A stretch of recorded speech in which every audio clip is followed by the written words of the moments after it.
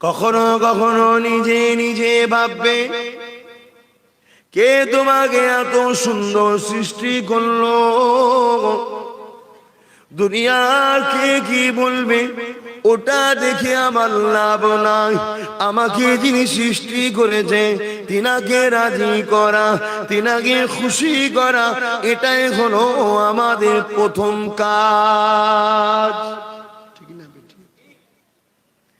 কারো ক্ষমতা নাই তোমাকে দুটো চোখ দিতে পারে, কারো ক্ষমতা নাই তোমাকে দুটো হাত দিতে পারে, কারো ক্ষমতা নাই তোমার জবানে কথা দিতে পারে, কারো ক্ষমতা নাই তোমাকে দুটো পা দিতে পারে, কারো ক্ষমতা নাই তোমাকে সুন্দর সুন্দরী বানাতে পারে, কারো ক্ষমতা নাই তোমাকে যৌবন শক্তি দিতে পারে।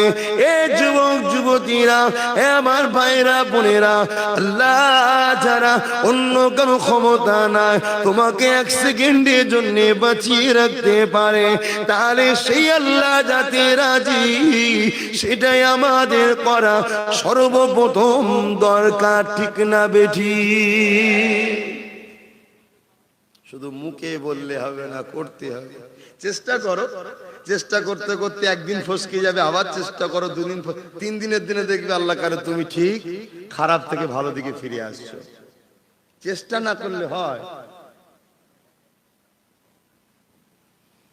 আল্লাহ যদি আমাকে অন্ধ বানাতো তাহলে আজকে আমার নাম হয়ে যেত অন্ধ হুজুর।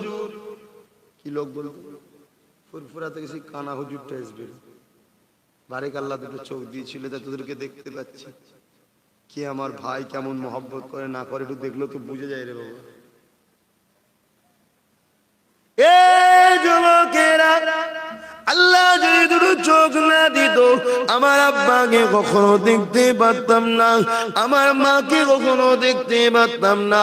আল্লাহ তোমাদের খরচে দুটো চোখ না দিতে তোমরা আজকে ভাইজানকে বাবাজিকে দেখতে পেতে না, মা বাপকে দেখতে পেতে না, তোমরা তোমাদের স্ত্রী স্বামীকে দেখতে পেতে না।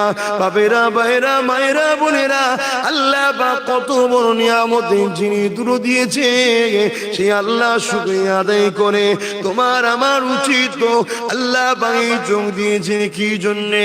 আল্লাহ নবী জানিয়ে দিল, কোন ছেলে যদি তার মায়ের দিকে মায়া ভরা নজরে তাকিয়ে থাকে, আর এটা আমার মা, আমি যখন ছোট ছিলাম আমার মা আমাকে কোলে করে নিয়ে আদর করত, রাত 12টা 1টা 2টো যখনই কান্দা আমার মা আমার জন্য জেগে জেগে বসে থাকতো।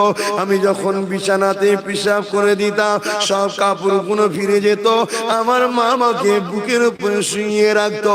এই যদি মায়া ভরা নজরে আমরা মায়ের দিকে তাকিয়ে থাকি, আল্লাহ নবী জানিয়ে দিলেন এই তাকানোটা যিনি চোখ দিয়েছে তিনি পছন্দ করে, এর বিনিময়ে আল্লাহ একটা মকবুল হজের সওয়াব দান করে। আজকে এই চোখ দিয়ে মা বাপকে দেখার সময় আছে আমাদের? হ্যাঁ, যারা 73 বছর বয়স দিচ্ছে ওদেরকে দেখার জন্য পাগল, মাঠ ভর্তি করে যে দাঁড়িয়ে আছে, কখন আমার দাদা আসবে, কখন দিদি আসবে, এসে হাত লেড়িয়ে বলে গেল তোমরা আমায় সাপোর্ট করো, আমি গাঁটালা রেডি করে রেখেছি। এটা তো দিলের কথা রে বাবা, মুখে যাই বলুক দিলে তো এটাই আছে নাকি? আর দিন তো সেটাই দিচ্ছে নাকি? দিয়ে দিয়ে দিয়ে দিয়ে এবার কি হয়েছে, একদম ঠেকো করে তুলেছে, ছুঁড়ে শুধু বাংলাদেশে ফেলবে। আর ওই দিকেও বর্ডারে দাঁড়িয়ে আছে, ওপরেই গুলি করে উড়িয়ে দেবে। যাবি কোথায়? এখনো ঘুম খুলেছে না এখনো ঘুমোচ্ছ? কি গো, ঘুম ভেঙেছে না এখনো কারো ঘরে আছো? দাদা দিদি কারো প্রেমে এখনো পড়ে আছো নাকি? না ঘোরটা কেটেছে? যদি কেটে থাকে বস, আশা করছি কানে খবর এসছে আমি কি করছি। খবর পেয়েছো তো? ভুল করছি না তো? তাহলে ঘোর যদি কেটে থাকে এসে বসো, আর যদি এখনো ঘরে থাকে যাও দাদার কোলে নেই দিদির কোলে যে বসকে যাও, এখানে বেকার সময় দিয়ে লাভ নেই। কেন? একটা দলে একটা শয়তান থাকলে একদিন ওই 99টাকেই বার করে, 100-র মধ্যে 99টাকেই বার করে শয়তান বানিয়ে ফেলবে। পচা আলু খুব খাতারনাক, আবার আলু খুব ভালো জিনিস, টেস্ট হয়। বিরিয়ানিতে যদি একদম চন্দ্রমুখী আলু দেয় না, খুব খেতে ভালো লাগে কি, কিন্তু ওই জালু যে আবার কত খাতারনাক জিনিস, বস্তা যদি একটা পচে, একটা পচেছে তো বেশি দিন সময় লাগবে না, পুরো ডুবিয়ে দেবে, গলায় দড়িতে ঝুলতে হবে আলু ব্যবসায়ীকে, কি ঠিক না বেঠি? তথেব 100টার মধ্যে যদি একটা পচা এখনো ঢুকে থাকে, ও ঠিক খুরখুর করে কানে বুদ্ধি দেবে যে আব্বাস সিদ্দিকী যা করছে বিজিবি চলে আসবে। তাহলে একদিন কার দয়াতে এলো সেটা বল, কথা বুঝছেন না? বলেন না, একদিন 18টা যে এলো কার দয়া এলো? আব্বাস সিদ্দিকীর দয়ায়। আব্বাস সিদ্দিকী তো চুপ ছিল, তো কথা একদিন বলেনি। যখন দেখছি আমায় ডুবিয়ে দিচ্ছে, এখনো বাঁচাবার রাস্তা আছে, ওসিলা আল্লাহ, এই ওসিলা আমি বাঁচাবার মালিক আল্লাহ, তাই এবার চেষ্টা করা দরকার আছে না নাই? জোরে বলো, কারা কারা বলছো হাত তুলে দেখাও। আলহামদুলিল্লাহ। হ্যাঁ, যদি হাত তুলো তো যখন সত্য, তাহলে যে রাস্তা দেখাচ্ছে আগিয়ে আসো। আরে পৃথিবীর কোনো ক্ষমতা নাই, আল্লাহ যারা হয়ে যাবে তাদেরকে মিটিয়ে দিতে পারবে। এ নওজওয়ানেরা, যুগে যুগে ইতিহাসকে খুলে দেখে নাও।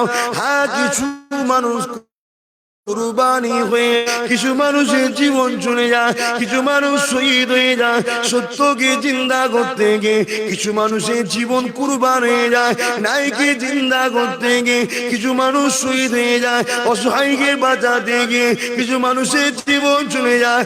এটা সত্য কথা, কিন্তু সত্যকে কখনো কেউ মেটাতে পারে না। এ যুবকেরা, ইতিহাস সাক্ষী দিয়ে দেয়, এমন করে মুসা কালিমুল্লাহ যখন সত্যের দিকে দাঁড়ালো, গরিবের দিকে দাঁড়ালো, অসহায়ের দিকে দাঁড়ালো, ওই সময় ফেরাউন শয়তান, ফেরাউন সন্ত্রাস যখন মুসা নবী এবং তার সাথীদেরকে মারার চেষ্টা করতে লাগলো, এমন একটা জায়গায় এসে গেল, মুসা নবী তার সাথীদেরকে নিয়ে রাস্তায় রওনা দিয়ে চলে যাচ্ছে। এমন সময় দেখা যায় সামনে নদী এসে গেছে, আর পিছন দিয়ে ঘুরে দেখে ফেরাউন হাজার হাজার সৈন্য নিয়ে তরোয়ালকে আগে নিয়ে আসছে। মুসা নবী এবং তার সাথীদেরকে মেরে দেবে। সাথের মানুষেরা ভয় খেয়ে গেল। আল্লাহ পাকের নবী মুসা কালিমুল্লাহ, আমাদের বাঁচার আর কোনো উপায় নেই। মুসা নবী কি বলেছিলেন? কখনোই নয়, আল্লাহর যে হয়ে যাবে, আমার আল্লাহ ওয়াদা করেছে অবশ্যই তাকে আল্লাহ পাক কি বাঁচিয়ে দেবে।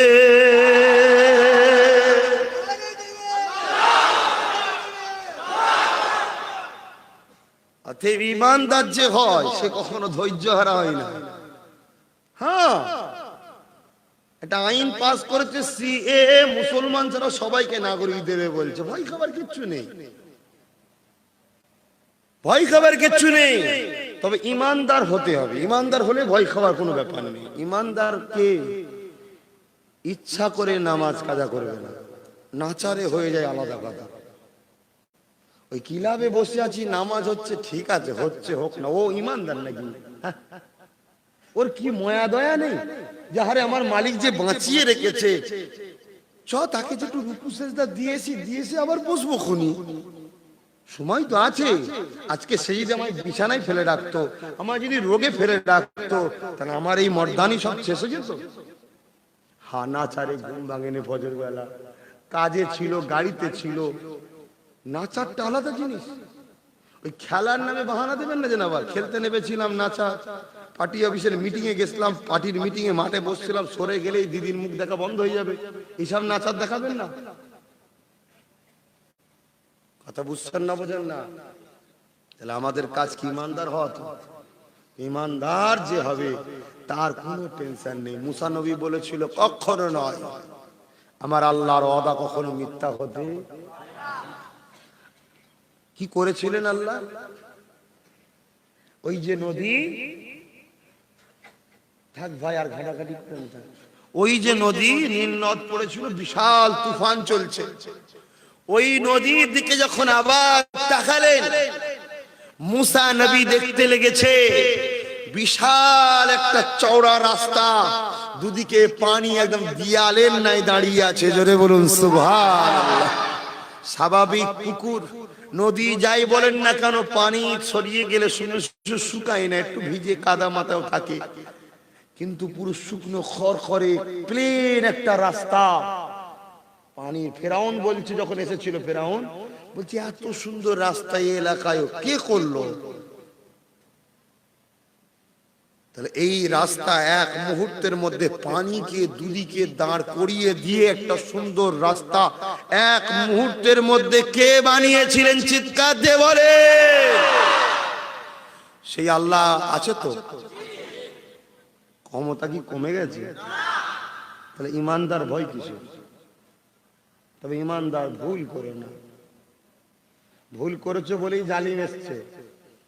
ইমানদারকে আল্লাহ পাক সজাগ করিয়ে দিচ্ছে, শুধরে যা।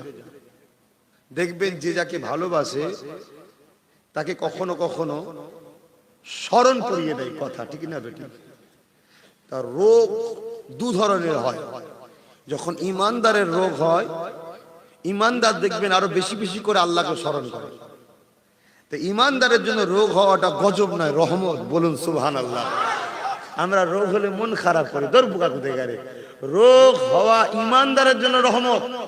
এক তো গুনাহ মাফ হচ্ছে, আর একটা হচ্ছে অন্য সময় যদি একবার আল্লাহ ডাকতাম রোগ হওয়া, তো আল্লাহ গো ওহ খুব কষ্ট হচ্ছে, আল্লাহ কি বলে না বলে না, একবার আল্লাহ ডাকলে 40টা নেকি হয়, সওয়াব বেশি হচ্ছে, জান্নাতের রাস্তা ক্লিয়ার হচ্ছে। জোরে বলুন সুবহানাল্লাহ। আর মুনাফিক আর কাফের হলে সে কি বলে, যত ফিতনা বালা মুসিবত আমার উপরে আর কাউকে দেখতে পারেনি, ও আরো ধ্বংসের দিকে যাচ্ছে। কথা বুঝছেন না? তো মুসলমানের উপরে সবাই অত্যাচার করছে, আগেও করেছে, কিন্তু আজ বর্তমান আমার ভারতবর্ষে শুধু মুসলমান নয়, ৭৩ বছরের ইতিহাস খুলে দেখো, মুসলমানকে যেমন লুটেছে বাম, কংগ্রেস, টিএমসি, ঠিক তেমনি দলিত, আদিবাসী, এদেরকেও তিন জাতিকে ৭৩ বছর ধরে সবাই মিলে লুটছে। কি গো ভুল নাকি? আওয়াজটা আসতে ঠিক করে বলুন, আমি ভুল বলছি? আর মুসলমান বিপদে পড়ার পেছনে কারণ হলো কি? আমার রাসূলের কথা এরা অমান্য করেছে। কি কথা? আল্লাহ রাসূল বলেছে, তোরা কিয়ামত পর্যন্ত তোদের লিডার হবে আমার খানদান কুরাইশ বংশের বাচ্চা। জোরে বলুন সুবহানাল্লাহ। তোমাদের লিডার কি? মৌলানা সিদ্দিকুল্লাহ, কুরাইশ বংশের বাচ্চা। তোমাদের রেকাত কে? সিরি ফিরাদ হাকিম। আপনি সিরি বললেন কেন? আমার কাছে ফটো আছে বাবা, নামের আগে সিরি লেখা আছে। এক কথা বুঝছেন না? কেউ দেখেছেন এখানে? কার কাছে আছে? কার কাছে আছে? আর কার কাছে আছে ফটোটা? হ্যাঁ, ওইখানে একজন বাইরে বলছে আছে। তোমরা কি করো মোবাইল দিয়ে? শুনে খারাপ লাগলো? তো যদি তোদের লিডার হয় মার খেতে হবে না? তারপরে তোদের আবার লিডার কে? মসজিদও যাই, মন্দিরেও যাই, বিজেপির বিরুদ্ধে ভোট না দিয়ে ফিল্ম করতে যাই, তোদের লিডার। তোদের উপরে গজব হবে না? আল্লাহ রাসূল কি বললেন? হে আমার উম্মতেরা, ততদিন তোরা মাথা তুলে বাঁচতে পারবি। আমার যদি কথা ভুল হয়, কেউ যদি উলামা আছেন, ওখানে দেখতে পাচ্ছি অনেকে রয়েছেন, দাঁড়িয়ে গিয়ে বলবেন আব্বাস সিদ্দিকী আপনি ভুল বলছেন, আমি ঠিকটা শিখে নেব। আর যদি ঠিক বলি, উলামা হযরতদের বলবো সমালোচনা না করে আসুন। ক্যাম্পে গিয়ে থাকতে হবে এক জায়গায়, বউ থাকবে আর এক জায়গায়। মনে রেখে দিও, একটা বাথরুম 200 জন লাইন দেবে। সকালে বাথরুমে যদি লাইন দাও 200 জনের পরে 16 ঘন্টা পরে তোমার নাম আসবে, ততক্ষণ কাপড় কি থাকবে বুঝতে পারছো তো? চিকিৎসা থাকবে না, সেবা থাকবে না, তখন শুধু বুক চেপড়েছে বলে আল্লাহ মরণ দাও, মরণ দাও। কেন? গলায় দড়ি দিয়ে মরলে প্রিয় দিন কোনোদিন জান্নাত দেখতে পাবেন, এটা হারাম মরণ হবে। অতএব সেই যখন মরতে হবে, হে মুসলমান, হে আমার দেশবাসী, দলিত, আদিবাসী, আজ আমি ডাক দিয়েছি, আগিয়ে আসো। বীরের মতো মরতে চাই। 50 বছর জীবন যাপন করার থেকে 50টা ঘন্টা সিংহের মতো ইজ্জতের সাথে মরতে চাই, ঠিক না বেঠি? তাহলে এর জন্য লড়াইয়ের দরকার আছে না নাই? আমরা যদি বীরের মতো মরতে পারি তাহলে আগামী 100-200 বছর যত দুনিয়ায় সন্তান আসবে তারা ইজ্জতের রুটি খাবে, মাথা তুলে বাঁচবে। আর আমরা যদি কাপুরুষের মতো মরি, মরতে তো হবে রে বাবা, আজ নাই কাল তো মরবি নাকি, তোরা না বেশ থাকবি সারা জীবন। আমার তো মাথায় ঢোকে না, তোরা যেভাবে বাঁচার শখ করি যেন মনে হয় জীবনে তোদের মরণ হবে না। আর যদি কাপুরুষের মতো মরিস, তোদের বাচ্চাগুলো ছোট ছোট সব বসে আছে, এগুলো বড় হয়ে তোদের গাল দেবে, তোদের কবরে গিয়ে লাথি মারবে, শুনছিস? আর আদিবাসী দলিত ভাই, তোমাদেরও পূর্বপুরুষ ছোট ছোট বাচ্চারা তোমাদের ঘরেও গাল দেবে যে কি করে গেল আমাদের জন্য। কথা বুঝে আসছে না?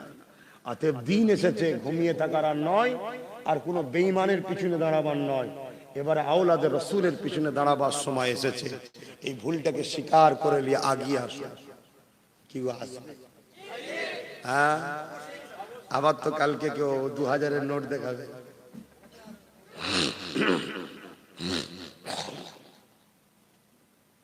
কালকে দেখা যাবে আবার কোন মুনাফেক মৌলী সাহেব, ইমাম সাহেব সেজে বলবে না নশো করা দরকার নেই, কেন 2500 তুই পাই।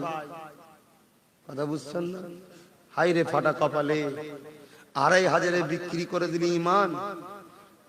একবারও ভাবলি না আল্লাহ তোকে খাবার জন্য মুখটা দিয়েছে, আল্লাহ যদি খাবার জন্য মুখ দিয়েছে, সেই আল্লাহর জন্য কি করলি? আজকে বাবরি মসজিদ, কাগজ দলিল আইন সব আমাদের পক্ষে, মসজিদের পক্ষে থাকার পরও মসজিদ অধিকার পেল কারণ কি কথা ছিল? সব বলছে সুপ্রিম কোর্টের রায় মানতে হবে, সুপ্রিম কোর্টের রায় মানতে হবে। সুপ্রিম কোর্ট যদি সংবিধানের পক্ষে রায় দেয় মানতে হবে, সংবিধানের বিরুদ্ধে রায় দিলে মানতে হবে না। কেন? সুপ্রিম কোর্ট আমার কাছে আগে নয়, আমার কাছে সংবিধান আগে, ঠিক না বেঠে? আমার সংবিধান বলছে কোনদিন কারো বিশ্বাসের উপরে, ভাবাবেগের উপরে রায় হয় না, দলিলের উপর রায় হয়। তাহলে সুপ্রিম কোর্টের প্রধান বিচারপতি, সুপ্রিম কোর্টের সম্মান আছে, সুপ্রিম কোর্টের প্রধান বিচারপতি, সে যদি আজকে কারো কাছে মাল খেয়ে বা নিজের ইজ্জত বাঁচাবার জন্য সংবিধান বিরোধী রায় দেয়, মেনে নেবেন? আপনি দেশের দুশ্মন। তাহলে আপনি এই কিছু কিছু লোক বলছিল না কি করা যাবে, কি করা যাবে বা কি করা যাবে, তো চিল্লাচ্ছিস কেন? যা খুদার ঘরের বেড়াই চিল্লালি না, আমার আল্লাহ বললো দাঁড়া এবার তোদের ঘরগুলো কাটছি। কেমন সিন হয়েছে বুঝতে পেরেছেন? বিশাল খুশিতে আছি আমি, ফুল খুশিতে আছি, কারণ আমি খোদার ঘরের জন্য লড়েছিলাম, প্রকাশ্য বলেছিলাম, প্রকাশ্য বলেছিলাম যে সুপ্রিম কোর্টের প্রধান জজ সে কিন্তু সংবিধান নয়, সে একটা মানুষ, মানুষের ভুল হতে পারে, সে কিন্তু খোদা নয়। অতএব তার আইন যদি সংবিধানের পক্ষে হয় মেনে নিতাম, সংবিধান বিরোধী যখন এটাকে মানব না। এবং বলেছিলাম হিন্দু ভাইদের উদ্দেশ্যে, তোমরা যদি জোর করে মন্দির করো বা জোর করে কেউ করে ধর্ম ব্যবসার জন্য, পুরো হিন্দু ধর্মের গায়ে কলঙ্ক দাগ লাগবে। কিরকম? সারা জীবন এই কলঙ্ক নিয়ে বইতে হবে যে মসজিদ ভেঙে মন্দির করেছে, মন্দির ভেঙে কিন্তু মসজিদ হয়নি। জোরে বলুন সুবহান। আমার এই কথাকে বহুত হিন্দু ভাই গুরুত্ব দিয়েছিল, দিয়ে অলরেডি তারা আন্দোলন শুরু করেছিল যে আমরা মন্দির চাই না, কারণ ওখানে মন্দির হলে হিন্দু ধর্মের গায়ে কলঙ্ক দাগ লাগবে যে এরা সন্ত্রাসী করে, পরের ধর্মকে ভাঙে। সঙ্গে সঙ্গে বিজেপি দেখলো রে মন্দির দেখিয়ে তো আমি ভোট নেবো, ওরাই তো বলছে করবো না, সঙ্গে সঙ্গে বলছে এনআরসি, মানুষের ব্রেনকে ঘুরিয়ে দিল। কথা বুঝছেন না? ব্রেনকে ঘুরিয়ে দিল। অতএব নিজের ঘরের দরজায় লাথি মারলে গায়ে লাগে না, আর আল্লাহর ঘরের যখন বেইনসাফি হলো তখন কষ্ট হয় না? খোদার গজব দেখেছো তো এবারে থালা সামলা। আর যে সকল বাচ্চাগুলো আহলে সুন্নাত ওয়াল জামাতের সাথ দিয়েছিস, তোদের কোনো চিন্তা করতে হবে না, আমি কথা দিয়ে গেলাম, তোদেরকে আমার আল্লাহ বাঁচাবে, কোনো টেনশন করতে হবে না। কথা বুঝে আসছে? কেন তোরা সর্বসময় আল্লাহর ঘরের জন্য লড়িস, তোরা চুচুড়াতে গিয়েও খোদার ঘরের জন্য অনেকে লড়েছিলিস না? তাই আমি বলি এখনো যারা বাদ আছো আগিয়ে আসো, আমার সাথে আসো, আমাদের আওয়াজ অন্যরকম। পাখার হাওয়া খেতে মন গেলে ডান্ডি ধরে ঘোরাতে হয় না, সুইচ দিতে হয়। কথা ঠিক না বেটি? অতএব শান্তির সাথে বাঁচতে গেলে আল্লাহকে সেজদা দিতে হয়, আল্লাহকে খুশি করতে হয়, আল্লাহর হয়ে কথা বলতে হয়, হক কথা বলতে হয়, সত্য কথা বলতে হয়। অটোমেটিক ওপর থেকে আল্লাহ শান্তি পাঠাবে। কোনো মায়ের লাল নাই তোমায় কিছু করতে পারবে। আজকে আমার কথা ভেবে দেখো তো, আমার মতো এইভাবে বাংলায় কেউ সাহস করে বলতে পারছে? আজকে সব তো চুপ, তোমাদের সব নেতাগুলো কোথায় গেল? 10 বছর 15 বছর 20 বছর ধরে তোমাদের ওখানে খেলছিল, কোথায় তারা? এই কথা খারাপ লাগছে নাকি? কই এই বাপ, সময় নেই, তাড়াতাড়ি সরাই, তাড়াতাড়ি সরাই, তাড়াতাড়ি সরাই, তাড়াতাড়ি সরাই। খারাপ লাগছে নাকি আলোচনা? তাড়াতাড়ি সরাই। দরুদ শরীফ আল্লাহুম্মা সাল্লি আলা।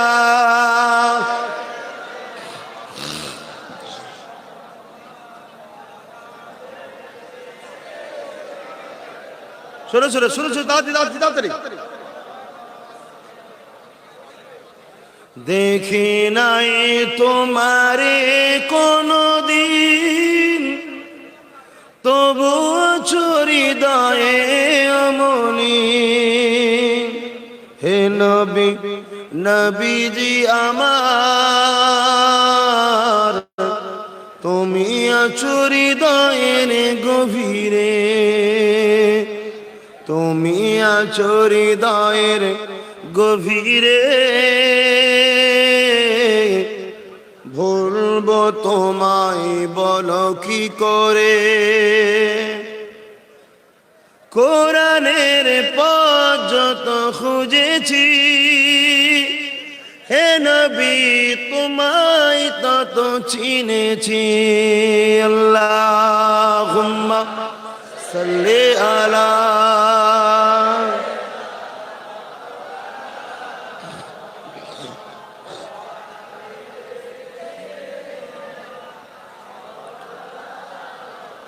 আমার আব্বা ভাইরা, আমি কাউকে ছোট করছি না, কিন্তু বুঝাতে চাইছি, যারা 10 বছর 15 বছর নিয়ে তোমাদের খেলা করছিল, তারা সব কই?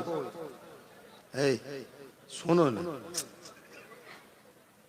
তারা কই? দুটো কারণে চুপ করে গেছে। এক হচ্ছে এতটা খেয়ে আছে তো, বুঝতে পারছেন না? এতটা তো খেয়ে আছে, কথা বললা যাবে না তো।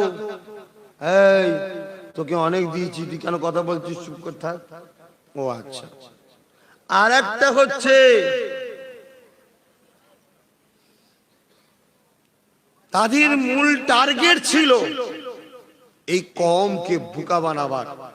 এখন যুবক ছেলেরা কিন্তু টার্গেট করতে শিখে গেছে, যে কি কি ধরনের কথা বলছে দেখতো, ভুল হলেই ধরছে। এই ভয়েতে তারা চুপ করে গেছে। কথা বুঝছেন না? বোঝেন না? কিন্তু আমি আপনাদের সবাইকে বলছি, যে বা যারা আগে খেলেছিলেন করেছিলেন, তাদের উদ্দেশ্য বলছি, মানুষ মাত্র ভুল হতে পারে। খেয়েছেন না খেয়েছেন, যা করেছেন ভুল হতে পারে, সব তওবা চিল্লা করেন। আসেন এখন ফুরফুরা শরীফ আহলে সুন্নাত ওয়াল জামাতের পাশে দাঁড়ান।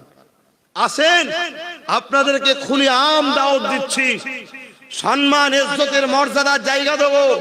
তবে দুটো জিনিসকে ত্যাগ করে আসেন। একটা হচ্ছে হারাম খাওয়ার শখটা বন্ধ করে আসেন। দ্বিতীয় হলো মুনাফিকি করার স্বপ্নটা আর দেখবেন না, তাহলে কিন্তু কেচড়ে পুঁটা বার করে ফেলবো বলে দিয়ে গেলাম। কেন এখন খুব সূক্ষ্ম জায়গায় আমরা দাঁড়িয়ে আছি। এই জায়গা থেকে যদি একবার ঠকে যায় আমার কওম, এই কওমের উপরে কি হবে শুনে রেখে দাও। মায়ানমারে যেটা হয়েছিল জানো তোমরা? চোখের সামনে ভাইয়ের কানে বন্দুক রেখেছে, ভাইকে বলছে চোখ খুলে তোর বোনের রেপ হচ্ছে দেখ। কত বড় সন্ত্রাসীরা বৌদ্ধ ধর্মের কিছু লোক ছিল, সবাই নয়। যেটা হয়েছিল স্পেনেতে 800 বছর মুসলমান রাজত্ব করেছিল। আজকে স্পেনে যত বড় বড় মসজিদ দেখবেন, যত বড় বড় কোর্ট দেখবেন, যত বড় বড় থিয়েটার সিনেমা হল দেখবেন, ওই সবগুলো কিন্তু মুসলমানদের মসজিদ আর মাদ্রাসা। তুমি মসজিদ তৈরি করছো, ইমাম সাহেব নামাজ পড়ছেন, আপনারা টাকা দিচ্ছেন, এই মসজিদকে কালকে ভাঙবেন এর কি মানে আছে? এই মসজিদকে বাঁচাবার জন্যই তো আব্বাস সিদ্দিকী 2016 থেকে বলে আসছে, হে মুসলমান, তোমরা তো কখনো কারো মন্দির ভাঙতে যাও না, ঠিক না বেঠিক? কারো শখ আছে কি মন্দির ভাঙার? এই জোরে বলে আছে। যখন বাবরি মসজিদকে রায় দিল যে রাম মন্দির হবে, বাংলাদেশের একজন বক্তা, মুখে দাড়ি মাথায় টুপি, ওই বক্তা বক্তব্য দিতে গিয়ে বলছে যে বাবরি মসজিদ যদি হিন্দুরা দখল করে, আমার বাংলাদেশে যত মন্দির আছে ভেঙে সব মসজিদ করে দেবো। তাহলে সুবহানাল্লাহ বলবেন কেন? সব মন্দিরগুলো মসজিদ হয়ে যাবে, খুশি নাই? বগল বাজাও, বগল বাজাও, হাততালি দাও। তাহলে ও কি মনে হয় মুসলমান?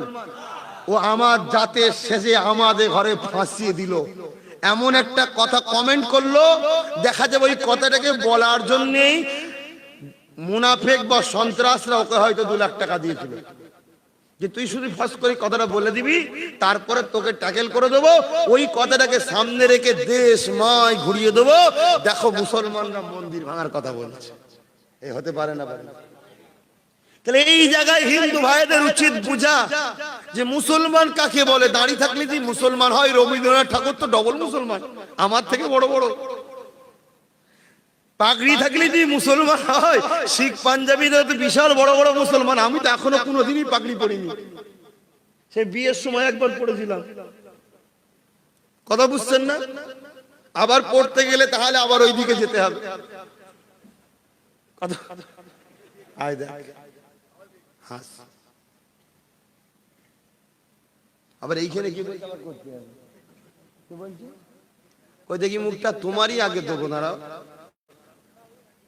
ওই তোমার পিছনেরটাই, ওই চাচাকেই দেবো আগে।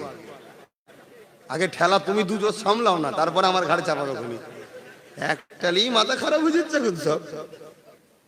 এই করছি খারাপ লিখছেন নাকি?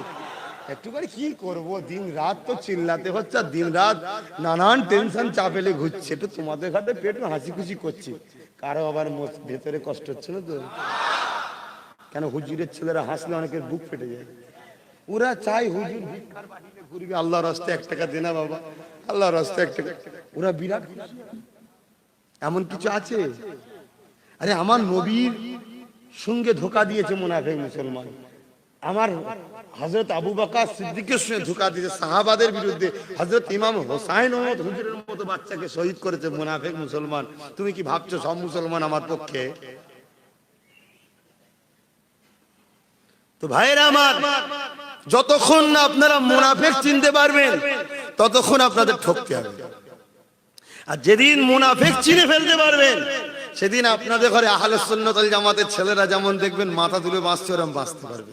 কেন আহলে সুন্নাত ওয়াল জামাত ছেলেরা কোনো কথা নাই, ভাইজান যা বলবে ঠিক না বেটি? আর আল্লাহ শুকর, আমি যেমন কড়া, আমাদের ছেলেগুলো হয়েছে কড়া। মলি সাহেব তো কি হয়েছে, আয় আন্ডা ভাজা খাওয়াবো, মুরগি জবাই করে খাওয়াবো, কিন্তু রাসূলুল্লাহ এবং দাদা হুজুরের পক্ষে কথা যদি না হয়, ওই আন্ডা মুরগি ভাজা আবার পেটে হাত দিয়ে 12 করে নেবো। কি আহলে সুন্নাত ওয়াল জামাতের ছেলেরা কিরম কড়া হয়েছে না হয়নি? আর আজকে এরা গেলে থানায়, যেখানেই যাক, এদের সবাইকে সম্মান করতে হয়। কেন কেন করতে হয়? আমার আল্লাহ ইনশাআল্লাহ এদের উপরে রাজি হয়েছে। জোরে বলুন সুবহান। হ্যাঁ, হয়তো দেখাবে তুমি এদের মুখে দাঁড়িয়ে নেই, হ্যাঁ দেখাবে তুমি এরা প্যান্ট শার্ট পরে, হ্যাঁ আমিও জানি, জানি না আমার সাথে যে মুসাফা করে জানি না। কিন্তু তুমি কি জানো এদের মোবাইলে নোংরা ছবি ছিল, এখনো টান নেই? তুমি কি জানো এরা অনেকে ভেতরে ভেতরে লাল পানি খেতে, এখন আর খাইনি? তুমি কি জানো এরা মাসকে মাস নামাজ পড়তো না, এখনো প্রায় সময় এরা নামাজ পড়ে? তুমি কি এটা জানো? তাহলে আল্লাহ তাআলা অনেকটা পরিবর্তন হয়েছে তো। আস্তে আস্তে আরো হবে। তুমি কাটি দিচ্ছ কেন করে? আমার মুফতি আজম মেজর হুজুর পীর কেবলা বলতেন, বাবা আমার জলসায় যদি খারাপ লোক বদমাইশ লোক বেশি আসে আমি বড় খুশি হই। কেন? যে ওদের পরিবর্তন হওয়ার চিন্তা হচ্ছে, ওরা দে ঘরেই তো পরিবর্তন করার নাম ইসলাম। জোরে বলুন সুবহান। আজকে এই মানুষটাকে আমার বুঝাবার দরকার নেই। ইনি আল্লাহ করে গোল জামা পরে, মাথায় টুপি দেয়, দাঁড়িয়ে রাখে, নামাজ পড়ে, রোজা রাখে, সব ঠিক আছে। আমার তো বুঝানো দরকার এই, ইনার পিছনে সময় দেওয়া খেলে ভালো তো, কথা ঠিক না বেটি? এই জন্য কিছু লোক বলে আব্বাস সিদ্দিকী জলসা মানে ও সব বদমাইশ, দাঁড়িয়ে মুদা বদমাইশ গুলো সব যায়। আলহামদুলিল্লাহ, আলহামদুলিল্লাহ যে ছেলেগুলো ভালো জায়গায় তো কিছুক্ষণ হলো এসে বসে আছে, এগুলো বোঝেন বা হিংসা ছাড়েন। এখন যে কথা বলছি সেটা মন দিয়ে শোনেন, আগিয়ে আসুন সবাই। ইমাম সাহেব, উলামা সাহেব, বিভিন্ন সংগঠনের যারা ছিলেন সবাই আগিয়ে আসুন। আমি ডাক দিচ্ছি, ওপেন ভাবে ডাক দিচ্ছি, আসুন আসুন। 2500 টাকা ইমাম সাহেবরা বিক্রি হবেন না। একটা বার আব্বাস সিদ্দিকীর কথা শুনে আগিয়ে আসুন। আমি কথা দিয়ে যাচ্ছি, প্রত্যেকটা ইমাম 20,000 টাকা করে আমি মাইনে করিয়ে দেখিয়ে ছাড়বো, জবান দিয়ে গেলাম। তোমরা যদি ইমাম সাহেবরা যদি আমার সাথ দাও, এরপরও কারো যদি মনে হয় যে না আমি তো সাথ দিতে পারছি না, তানাকেও বলবো আল্লাহর রাস্তায় চুপ করে যাও, চুপ করে যাও, আমার সাথে দিতে পারে, চুপ করে যাও, বিরোধিতা করুনি। কেন? হতে পারে আমি যে গাছ লাগাচ্ছি রহমান রহিম তো এই গাছকে বড় করছে, ঠিক না বেটি? হতে পারে তুমি সাথ না দেওয়ার পরও আল্লাহ এই গাছকে কবুল করে নিতে পারে, তখন তোমার কি লজ্জা লাগবে না চাইতে বসতে? কি যে আমি একদিন কত বিরোধী করেছিলাম, এখন যে আবার সুস্থ করে, লজ্জা লাগবে তখন? তাই চুপ করে যাও কমসে কম। আর যুবকদের বলবো আগিয়ে আসো, ভয় খাবার কিচ্ছু নেই। এনআরসি, সিএএ, এনপিআর, এই যে সমস্যা, এ থেকে বাঁচার চেষ্টা যদি থাকে, রাস্তা আছে। সেই রাস্তা আমার রসুল বলেছে, সে রাস্তা আমার আল্লাহ বলেছে। শুনবে তোমরা? এই যে দেশ থেকে তাড়িয়ে দেওয়া, এটা নতুন নয়। হযরত নবী ইব্রাহিম খলিলুল্লাহ এক আল্লাহ পাকের কথা যখন মানুষকে শুনিয়েছিলেন, হুজুর আমার দুনিয়া জমিনে এসে বলেছিলেন, এ নমরুদ, মানুষের উপরে কেন জুলুম করছো? মানুষের উপরে কেন তুমি তোমার দাসত্বটাকে চাপিয়ে দিচ্ছ? নমরুদ ছিল, সে মানুষের উপরে জুলুম করত। নমরুদ পৃথিবীর রাজা ছিল, এই মাথা মোটা কিন্তু পৃথিবীর রাজা নয়। নমরুদ পৃথিবীর রাজা ছিল। নমরুদকে ইব্রাহিম নবী বলেছিলেন, তুমি এক আল্লাহ দাসত্ব করো, মানুষের উপরে জুলুম করো না, গরিবের সম্পত্তি লুটে নিও না, গরিবকে বাঁচাও, স্বাধীনতা দাও, গরিবকে জুলুম করো না, নারীদেরকে বাঁচাও, স্বাধীনতা দাও, নারীদেরকে ভোগের পাত্র মনে করো না, নারীদের মর্যাদা দাও, তোমার স্ত্রী তোমার হবে, অন্য কারো হবে না। এইভাবে নমরুদ পাকে ইব্রাহিম খলিলুল্লাহ বুঝিয়েছিল। এ যুবকেরা, বারা তরুণীরা, তৎকালীন সময় যারা গরিব ছিল, তৎকালীন সময় যারা মুসলিম ছিল, তৎকালীন সময় যাদের উপরে অত্যাচার হতো, সেই সকল মানুষেরা ইব্রাহিম নবীর কথা শুনে শান্তি পাবার আশায় ইব্রাহিম নবীর কাতারে এসে এক আল্লাহকে আল্লাহ বলে মেনে নিয়ে, ইব্রাহিম নবীকে শিক্ষক বলে, উস্তাদ বলে, নবী বলে, রসুল বলে, পথ প্রদর্শক বলে মেনে নিয়েছিল। নমরুদ দেখতে লেগেছিল ইব্রাহিম সত্যবাণী দিচ্ছে, আমার দিক থেকে চলে যাচ্ছে, ইব্রাহিমের দিকে এলো, তাই ইব্রাহিমকে মারতে হবে।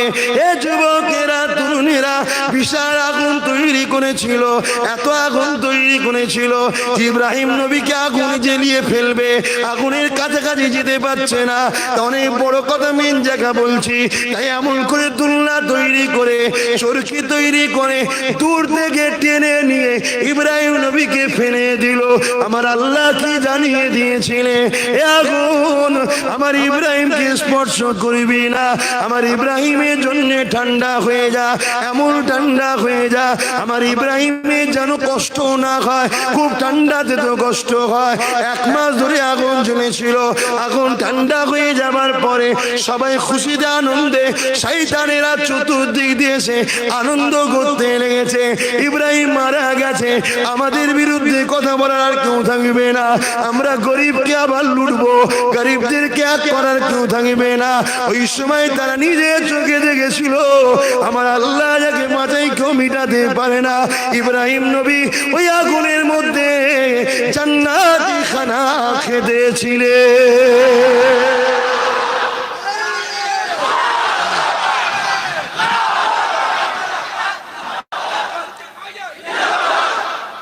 আজ তো আমরা ইব্রাহিম নবীরই বাচ্চা, তোমরা হাত তুলে বলো ঠিক না বেটি? তাহলে আমাদের ঘরে যখন মারবে, আমার বাপকে যিনি বাঁচিয়েছে তিনি আমাদের বাঁচাবে না? কিন্তু আমার বাপ যেমন তেনার হয়েছিল তিনার মতো তো হতে পারবো না। একটু দরকার রে বাবা, ছেলে বলে পরিচয়টা দিতে পারবো কি, তাই টেনশন হচ্ছে। তো বাপ বেটাই তো চেনা যাবে না। তো ফিরে আসো আল্লাহর দিকে, রসুলের দিকে। কি গো যুবকরা, আসবে? কাল থেকে যদি কেউ ডাকে চ ঝান্ডা ধর, মিটিং আছে, মিছিল আছে, জব কার্ডের টাকা দেবো, ইন্দিরা আবাসনের ঘর দেবো, বলে ওটা আমার প্রাপ্য, এমনি এমনি দে, যেতে পারবো না, এমনি এমনি দে। ঠিক না বেটি? কারণ ওটা তো আমার পাওনা রে বাবা। আমি যদি গিয়ে পাই, তুই ভাড়া খাটা হলো তো, তুই দিলি কি আর দিন ধরে? আমি ভাড়া খেটেছি তাই দিয়েছিস, তুই আমায় কি দিয়েছিস বল দেখি? কেউ আমাদের কিছু দেয়নি, খেলেছি ভাড়া দিয়েছে, খেলেছি ভাড়া দিয়েছে। কিন্তু আমার যেটা প্রাপ্য আছে, ভারতের সংবিধান বলছে অন্ন, বাসস্থান, বস্ত্র এবং কি বলে শিক্ষা, এই চারটে জিনিস তো আজ পর্যন্ত কেউ দেয়নি। তো আমরা খেটেছি, আমাদেরকে ভাড়া দিয়েছে। এক বিঘে জমি চাষ করলে যেমন লোক টাকা দেয় না, যে মালটা কেটে দেবো, জমিটা কেটে দেবো, কি বলে চষে দেবো, এত টাকা। তা আমরা এদের হয়ে ঝান্ডা করেছি, 150 টাকা দিয়েছি। কলকাতা গিয়ে জমা করেছি, 1 প্লেট বিরিয়ানি খেয়েছি। কি খেয়েছো? মরা চিকেন টিকেন, বিসমিল্লাহ বিসমিল্লাহ বলেই নি, হয়তো আল্লাহ জানে কি খেয়েছে সব। আল্লাহ রাস্তায় বলি, নিজেদের জন্য বাঁচতে যদি নাও চাই, বাচ্চাগুলোর মুখের দিকে তাকা। আমার ভাইয়েরা তোদের কাছে হাত জোর করছে, এই বাচ্চাগুলোর মুখের দিকে তাকা, দেখি আব্বাস সিদ্দিকী যে রাস্তা দেখাচ্ছে, আগিয়ে আই ভাই। আমি বেঈমান নই ভাই, আমি বেঈমান নই। আমার পীর মুজাদ্দিদ জামান তোদেরকে যেমন বাঁচাবার চেষ্টা করে লড়েছিল, তোর বাপ দাদরা মুজাদ্দিদ জামানের সাথ দিছিল বলে আজ দুনিয়াতেও তারা মাথা তুলেছিল, আজ কবরেও তারা জিন্দা আছে ইনশাআল্লাহ। আজ আমি তোদেরকে বুঝাচ্ছি, আয় আমার যুবক ভাইয়েরা, আব্বা মা ভাই বোন ইমাম আলেম উলামা সবাইকে বলছি, আসেন আসেন। রাসূল যেটা বললো যে কুরাইশের নেতৃত্ব মানো, ওই জায়গাটায় আসেন। আমি কুরাইশ বংশের বাচ্চা, আপনাদেরকে দাগ দিচ্ছি, নিরাশ করে দেবেন না। বড় ভয়ানক দিন আসছে, 14 কোটি মানুষ বিপদে পড়বে। আরএসএস এর প্রধান যে সে নিজে বলছে 14 কোটি মানুষ বিপদে, তার মধ্যে পশ্চিম বাংলার হলো 6 কোটি। আর পশ্চিম বাংলায় বিজেপি কখনো মাথা তুলতে পারত না যদি দিদিমণি সাথ বিজেপিকে না দিত। এই কথাটা আপনারা কি একমত না আলাদা? আর দিদি ইচ্ছা করে দিচ্ছে আমি বলবো না, দিদিও সারদা না, যদি সিবিআই পাঠিয়ে তুলে নিয়ে যায়, সিবিআই পাঠিয়ে তুলে নিয়ে যায় ওই জ্বালাতে। কিন্তু আমার কাছে বক্তব্য হলো, ভাইপো তোমার ভাইপোটাই ভাইপার, এগুলো তোমার বাচ্চার মতো নয়। তুমি সবার কোরবানি দিয়ে এক ভাইপোকে বাঁচাতে, যে আরাম খেয়েছে আর যে তোমাকে 10 বছর ধরে এখন টিকিয়ে রেখেছে, তাদেরকে তুমি কথা ভাবলে না? কি গো ইমাম সাহেব, আলেম সাহেব, সাধারণ মানুষ কষ্ট লাগলো নাকি আমার কথা?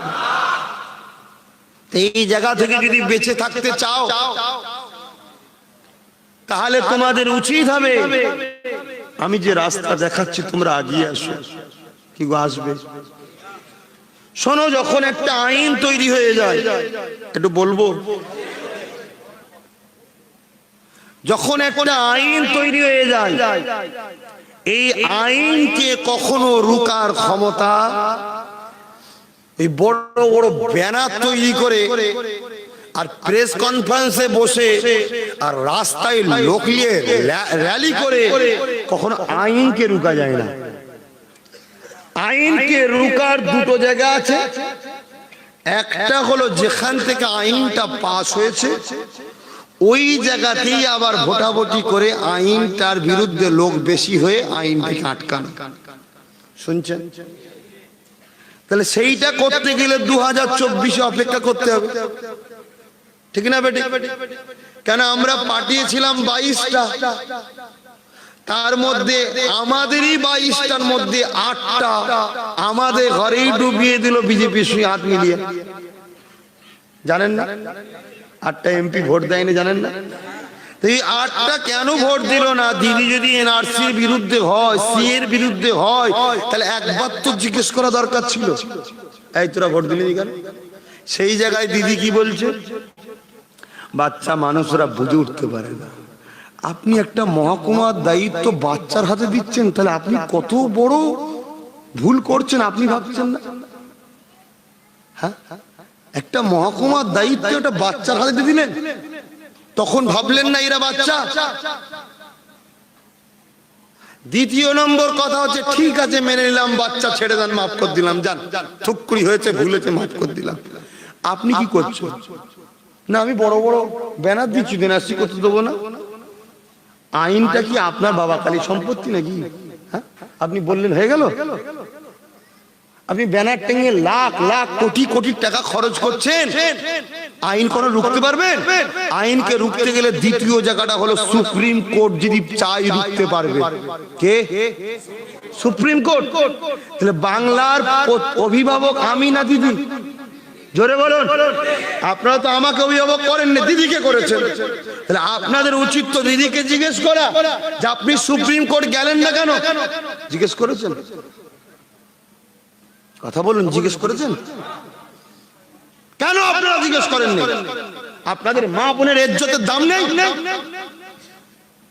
আপনাদের জীবনকে খেলা করা হলো, জিজ্ঞেস করবেন না? আর 20,000 30,000 টাকা পীরের আওলাদ নিলে 100 বছর জিজ্ঞেস করেন কেন টাকা নেবে, কেন টাকা নেবে? এর বেলায় হুঁশ নেই? শুনছেন? আজকে সেই জায়গায় উনি সুপ্রিম কোর্টে গেল না, অথচ আমি কলকাতার প্রেস কনফারেন্সে বসে বলেছিলাম যে আপনাকে সুপ্রিম কোর্টে যেতে হবে। আর একটা জায়গা আছে, সেই জায়গাটা হলো বিধানসভাতে বসে একটা সবাই রেজুলেশন করা যে আমার বাংলা শান্তির জন্য বাংলায় হতে দেবো না, এটাকে করতে হবে। উনি আমাকে কি বলছে জানেন? বলছে আমি রাজনীতি করতে ভালো জানি, আমি কিভাবে করব না করব আমি ভালো বুঝি, তোমাকে শিক্ষা দিতে হবে। এই কথাটা বলার সাহসটা ওনাকে কে দিল? তোমরা তোমরা যে জিতেছিলে, এই তোমরা জিতাওনি? জোরে বলো। এই মুসলমান যতদিন কংগ্রেসের হয়ে খেলেছিল ততদিন কংগ্রেসকে কোন টিম হারাতে পেরেছে? 30 বছর কংগ্রেস জিতেছে, 30 বছর কংগ্রেস এই বাংলায় খবি পেয়েছে। কেন? কংগ্রেসের টিমের হয়ে মুসলমান খেলেছে। যেদিন মুসলমান কংগ্রেসের হয়ে খেলা বন্ধ করে দিল, সেই দিন থেকে আজ পর্যন্ত কংগ্রেস একবারও জিততে পারেনি। কেন? প্রকৃত খেলোয়াড় আর কংগ্রেসের দিকে নাই। তাহলে কার দিকে গেছে? বামফ্রন্টের দিকে গেছে। সেদিন থেকে বামফ্রন্টকে আর কেউ হারাতে পারেনি। বামফ্রন্ট জিতছে, বামফ্রন্ট জিতছে। কেন জিতছে? কেন জিতছে? যারা কংগ্রেসের হয়ে প্রকৃত খেলোয়াড় ছিল, কংগ্রেস ছেড়ে দিয়েছে, বামফ্রন্টের নামে খেলছে। তারা কে? মুসলমান, আবু বকরের মুরিদ। তারা খেলছে। তাই 34 বছর ধরে বামফ্রন্টকেও কেউ হারাতে পারেনি। কেন? বামফ্রন্টের হয়ে এই মুসলমান গুলো খেলেছিল। যেদিন বামফ্রন্ট হেরে গেল, কেন হারলো? যারা প্রকৃত খেলোয়াড়, এই আবু বকরের মুরিদ, তারা বামফ্রন্টের হয়ে খেলা বন্ধ করে দিয়েছে। তাই বামফ্রন্ট হেরে গেছে। এবারে কে জিতলো? যাদের হয়ে খেললো টিএমসি জিতলো। তাহলে প্রকৃত দলকে জিতাই কারা? জোরে বলো। তোমরা যখন জিতাও তোমাদের এই হাল খেল। এই পরের বাপকে বাপ বললে এরকমই লাগে, পরের মাকে মা বললে এরকমই হয়। এই কথা মাথায় ঢুকছে? তাহলে এখন কোথায় যাবে? এখন দিদি বলছে আমার কিছু করার নেই, মোদির সঙ্গে হাত না পাঠালে ওখান থেকে ফোন করছে সিবিআই পাঠাচ্ছে, আমি ভাইপোকে বাঁচাবার জন্য করতে হবে। তা কি করবে এবার? আবার কি তাহলে বামফ্রন্টের ক্লাবে ঢুকবে? বলো, মুখ খুলে বলো। শয়তান হয়ে থেকে উনি, বুবা শয়তান হয়ে উনি, মুখ খুলে বলো। তাহলে কি কংগ্রেসের দিকে ফিরে যাবে? বাবরি মসজিদের তালা কে খুলেছিল? আল্লাহর গজব তোদের উপরে হবে না? তাদের ঘরে লাফালাফি করেছিলিস। মাদ্রাসায় সন্ত্রাস তৈরি হয় ওই ধুতিওয়ালা, বুঝতে পারছেন না? কে বলেছিল? বুদ্ধদেব। আর আজকে চুচুড়ার মাদ্রাসা মসজিদকে তালা মেরে দিয়েছিল আমার দিদি। এই আহলে সুন্নাত ওয়াল জামাতের চাপে পড়ে আন্দোলনের চোটে খুলেছিল, আজও খোলা আছে, বলুন সুবহানাল্লাহ। তাহলে আহলে সুন্নাত ওয়াল জামাতকে যদি আরো শক্তিশালী করতে পারো, তাহলে এনআরসি, এনপিআর, সিএ এটা শুধু ফ্যাক্ট নয়, আগামী দিন আরো আইন আসছে, তোমরা জানো না? আরো আইন তৈরি হচ্ছে। সেই আইনগুলো কি প্রকাশ্য মাইকে বলছি না। যদি জানতে চাও, দেখতে চাও, ফুরফুরা শরীফে আসবে আমার বাড়ি, দেখাবো, বুঝাবো। কথা বুঝে আসছে? কারণ এর মধ্যে আমার কম তো আমার দুশ্মন, ওই জন্য একটু বুঝে কথা বলতে হয়। তাহলে বলো, কংগ্রেসের হয়ে খেলা, বামপন্থের হয়ে খেলা, টিএমসির হয়ে খেলা, এতদিন খেলে পেলে কি? মুখে বলো পেলে কি? আমি তো দেখেছি পেয়েছো অনেক কিছু। বামপন্থ কংগ্রেসের হয়ে খেলতে গিয়ে 9% চাকরি 3% পেয়েছো। কংগ্রেসে খেলতে গিয়ে অনেক ঘর উজাড় হয়েছে, অনেক ভাইকে খুন করেছে, অনেক পা ভেঙেছে, অনেক মাথা ভেঙেছে, অনেক জীবন গেছে। আজকে যারা জাহান্নামে পুড়ছে, এটা তো পেয়েছে না পাইনি? অনেক কিছু পেয়েছে। আজকে তারা জাহান্নামে আছে, সন্দেহ আছে? একটা কেউ জান্নাতে যাবে না যারা পার্টির হয়ে লড়াই করে মরেছে।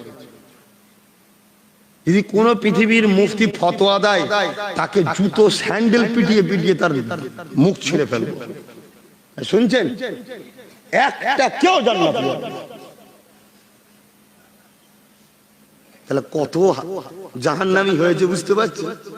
এই কথা খারাপ লাগে? কষ্ট হচ্ছে কারো কারো। কেটে পর, পালা পালা।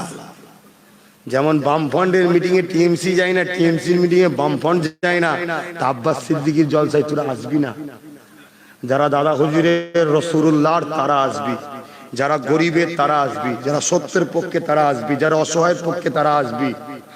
কথা বুঝে আসছে? আর না হয় আমি বলবো কষ্ট হবে। আর ফট করে এখন যে মুখ খেলে ফেলি, যে এখন অন্য সিন চলছে, পুরো মুখ আলাদা হয়ে যাবে। প্রত্যেকের বুকের ভেতরে আগুন জ্বলছে এখন, ঠিক না বেটি? কি হবে, কি হবে, কি হবে, কি হবে? মা, বাপ, ভাই, বোন, স্ত্রী, কারো মা ক্যাম্পে 2 বছরের বাচ্চা নানির কাছে রয়ে গেছে। আসামে কি হয়েছে জানো? হ্যাঁ, আসামে কিন্তু বেশিরভাগটা হিন্দু ক্যাম্পের মধ্যে গেছে। কত হিন্দুরা? 15 লক্ষ গায়ের মুসলমান আসামে ভারতের নাগরিকরাই প্রমাণ হয়েছে। 4 লক্ষ মুসলমানের নাম হয়েছে, কিন্তু 4টেই বা কেন হবে, বা 15টাই বা কেন হবে? সবাই তো ভারতীয়, ঠিক না বেটি? তাহলে আজকে কি হচ্ছে?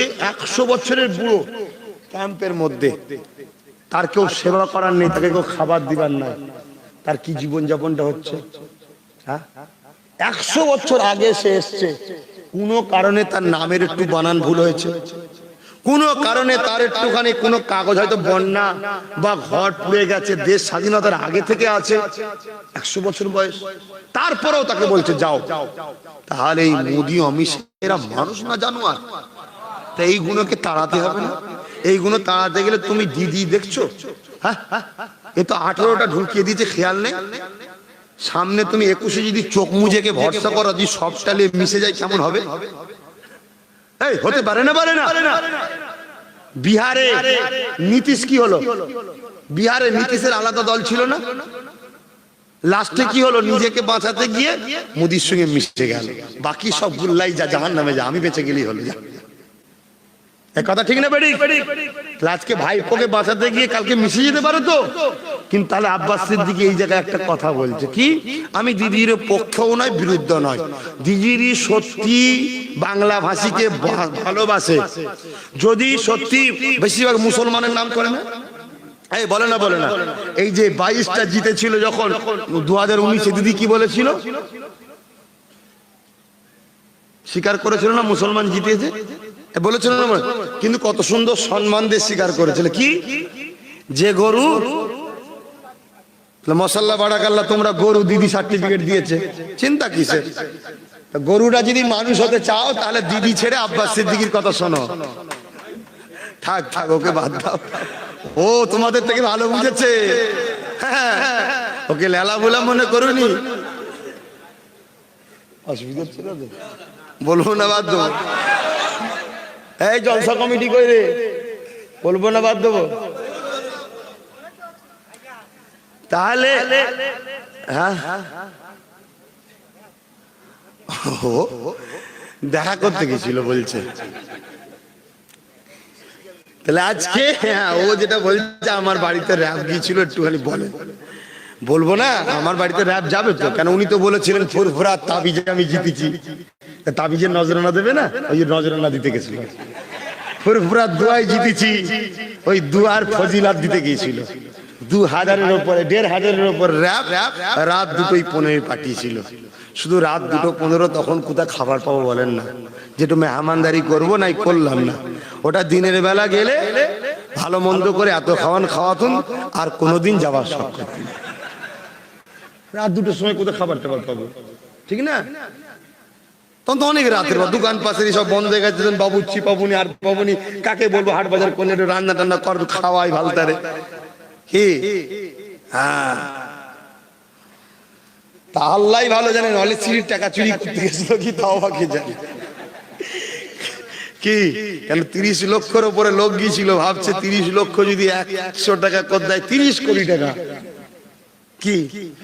কিন্তু কে কি দিয়েছে সেটা আব্বাস সিদ্দিকী ভালো জানে, আর আব্বাস সিদ্দিকীর ভালোবাসার লোকেরাও ভালো জানে।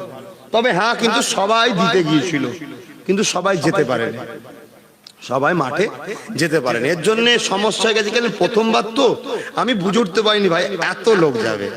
আমি ভেবেছিলাম 7-8 লক্ষ লোক হবে, তাই প্রশাসনকে বলেছিলাম যে 10 লক্ষ লোকের টার্গেট করে আপনারা ব্যবস্থা করবেন। কিন্তু তারা তো কিছু করেনি। উপরন্ত ভোরবেলায় কিছু গাড়ি ঢুকে গিয়েছিল রাত্রিরে, তারাও বুঝে উঠতে পারে না, দোষ দেবো না, রোডের ওপরে গাড়িগুলোকে রেখে দিয়েছিল, তাই জামটা হয়ে গেছে। আর জাম হয়ে যাওয়ার পরে লোকগুলো যেতে আর কথা বুঝে আসছে। তো যাই হোক, তাহলে আজকে আবার কারো মনে হতে পারে যে তাহলে কত কোটি হয়েছে, কি মনে হতে পারে না? এই 1.5 কোটি কিছু প্লাস, আর আমার 33 লক্ষ। সেই 100 টাকা করে দিয়েছিল না গাড়ি কিনতে, 1.5 কোটির কিছু প্লাস, আর আমি যে বলেছিলাম 100 কোটি টাকা দাও গাড়ি কিনতে, ওটা হয়েছিল 33 লক্ষ। এই টোটাল টাকা 33 লক্ষটা আমার পক্ষ থেকে, ওটা আমার টাকা, আমাকে দিয়েছিল তো নজরানা নাকি, আমার ভাইয়ের আমায় খেতে দিয়েছিল, কিন্তু আমার পক্ষ থেকে ওটা কি অনাথ আশ্রমে দান করে দিয়েছি। তাহলে এই টোটাল টাকাটা হয়েছিল। তবে যেভাবে মানুষ গিয়েছিল সবাই যদি মাঠে যেতে পারতো, কারণ আমি প্রায় জলসায় গেলে এখন লোক টাকা দিচ্ছে, যে আমি গিয়েছিলাম দিতে পারিনি, 110 টাকা করে দিচ্ছে। তা আজকে তাহলে কি একটা ব্যাগ নিয়ে এসেছিল, ঘুরিয়ে দেবো? হয়তো অনেকে দিতে চেয়েছিল, হয়তো রয়ে গেছে, আবার নাবলে মুসাফা করে দিচ্ছে। আমি তখন কি করবো? নিয়ে ওটাকে হাতে করলে ঘোরা সম্ভব, পকেটে রাখছি, ফট করে হয়তো বার করে ওইটাই দিয়ে খাবার খেয়ে ফেলছি। গুনাহগার হবে না? গুনাহগার হবে না? তবে আল্লাহ শুকর, যা পর্যন্ত দিয়ে রেখেছি, এখন 2-10 বছর একটানা খেলেও ঋণ শোধ হবে না আব্বাস সিদ্দিকীর, এটা শুনে রাখো। কিন্তু আমি অনেকটা চেষ্টা করি। দেখো আমি ভালো মানুষ নয়, আমি খারাপ, নিজেকে ভালো বলছি, আমি গুনাহগার, তারপরেও চেষ্টা করি রক্তটা না খারাপ হয়। কারণ রক্ত যদি ভালো থাকে, আজ গুনাহ করছি, কাল কিন্তু ফিরে আসবো।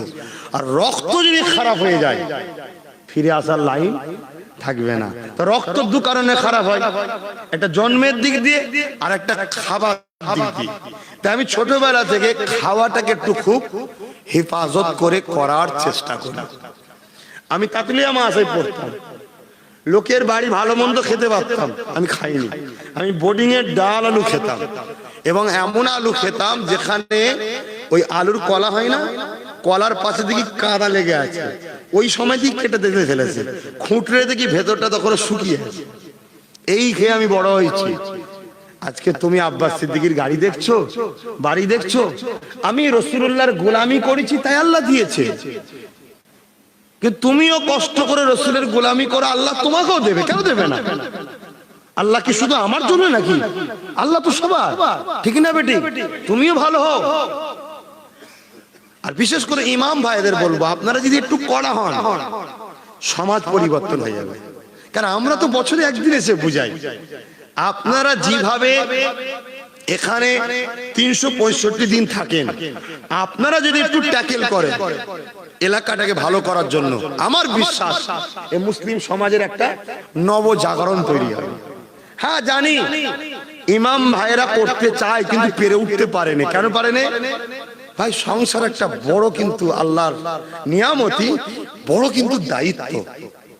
ওই যে 4000, ওই যে 5000, ওতে আজকের দিন একটা মানুষের জীবন চলে, তা ওর সংসার নিয়ে পেরেশানে থাকে।